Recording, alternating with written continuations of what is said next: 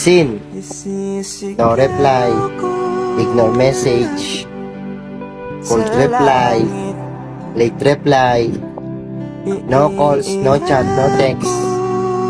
Mararanasan mo lahat ng yan pag hindi ka importante sa isang tao. Kung makita o marinig mo man to, ingatan mo sarili mo kasi hindi na ako mangungulit. At hindi na ako magpupumilit na mahalin mo rin ako pabalik. Natuto na ako Natuto na ako sa mga sakit na naranasan ko noong 2023. Kaya ngayon 2024, pinapangako ko. Hindi na ako maghahabol sa taong hindi kayang makita at binabaliwala yung mga effort na ginagawa ko. At hindi kayang makita kung ano yung halaga ko. Focus na ako sa sarili ko. Ako naman. Kapag sumuko ka, talo ka. Mali. Kapag sumuko ka, ibig sabihin nun natuto ka. Na hindi lahat ng bagay kailangan ipaglaban.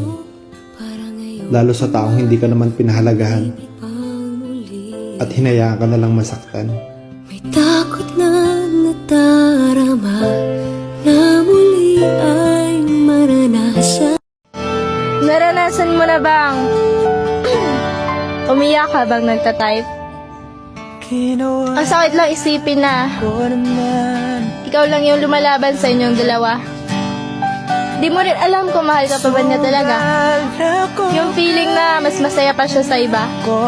Habang ikaw sobrang lungkot kasi patuloy ka pa rin lumalaban kahit masaya na siya sa iba. Tas iniisip mo kung bakit matagal niya mag-reply kahit online naman. Habang dati araw-araw kayo nag-uusap. Pero ngayon di na kayo nag-uusap kasi may mahal na siyang iba.